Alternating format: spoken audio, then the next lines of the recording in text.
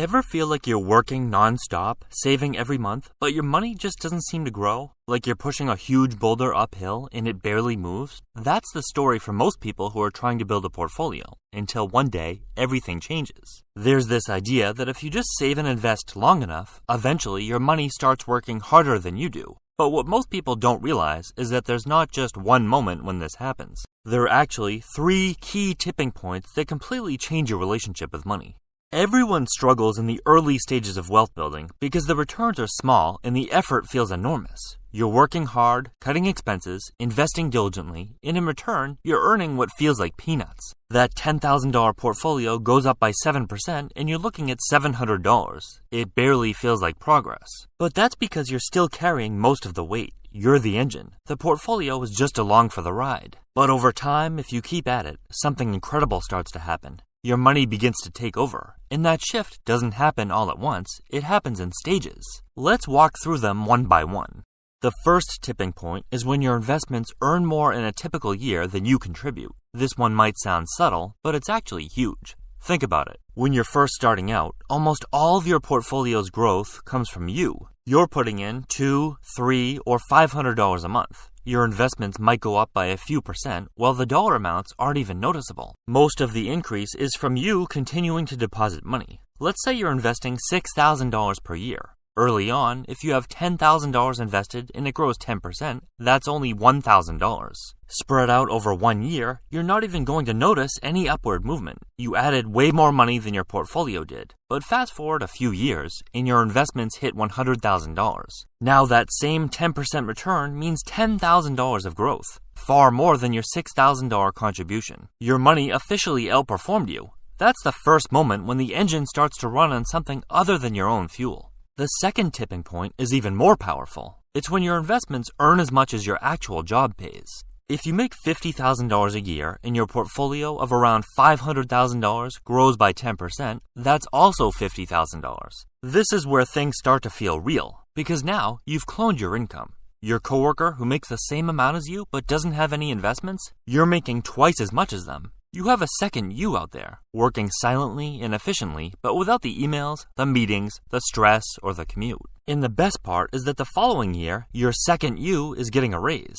This changes your entire relationship with work. You're not going to feel trapped anymore. You could walk away from your toxic workplace and your lifestyle wouldn't immediately change. Even if you don't quit, you might negotiate harder for higher pay, take the time off you've earned, or start focusing on work that's a little more fulfilling instead of seeing it just as a way to pay the bills. Suddenly, the fear of losing your job doesn't hang over your head the same way, because you know your investments have your back. Then there's the third tipping point, the final stage, when your portfolio is large enough to support a 4 or 5% withdrawal rate. This is when you cross into true financial independence. If your portfolio is $1,250,000, 4% is $50,000. That's income for the rest of your life, without drawing down the principal. It's no longer some fantasy retirement years down the line. This is the moment when your money can replace your full-time job.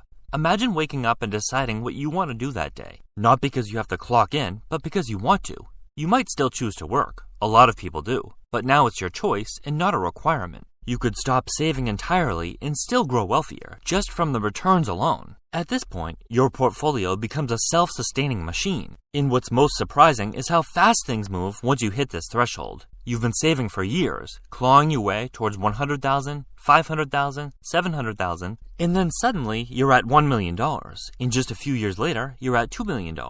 It seems impossible until it happens. But once your money is compounding faster than you can spend it, the growth becomes exponential. Let's go back and take a closer look at the first tipping point again, because it's so easy to miss. The earliest years of investing feel slow on purpose. The numbers barely move. You might feel like you're doing everything right. Saving consistently, maxing out a Roth IRA, putting your money into a 401k, but your net worth seems to creep up like molasses. It's discouraging. It makes you wonder if you're ever going to get where you need to be. You're wondering, will I ever be a millionaire? Will I ever be able to retire? It feels so far away when your portfolio doesn't grow in a meaningful amount. Most people throw in the towel before they see meaningful progress. But the truth is, the first $100,000 is the hardest for a reason. You're mostly building the base. It's like doing all the excavation, permitting, planning, and site work before you begin putting a building up. Once you get past that point, the math starts to work in your favor. Compound interest has a funny way of being incredibly slow before it gets insanely fast. Charlie Munger famously claimed that the first $100,000 is the hardest, and it's still true today, because after that, things finally start to move. At $100,000 growing 10%, you're seeing $10,000 per year in gains without lifting a finger. At $200,000, it's $20,000. At $400,000, it's $40,000, and so on. With each passing year, your average return grows larger, even if you keep your contributions the same or stop contributing entirely. Chances are your contributions will increase over time, not because you're being overly frugal, but simply because that's how things tend to go. As people move forward in their careers, their income usually grows, and it becomes easier to bump up contributions gradually without even feeling it. The second tipping point, the one where your portfolio out-earns your job, can hit at different times depending on your income. If you make $40,000, you might hit it with a $400,000 portfolio. If you make $100,000, it might take $1 million.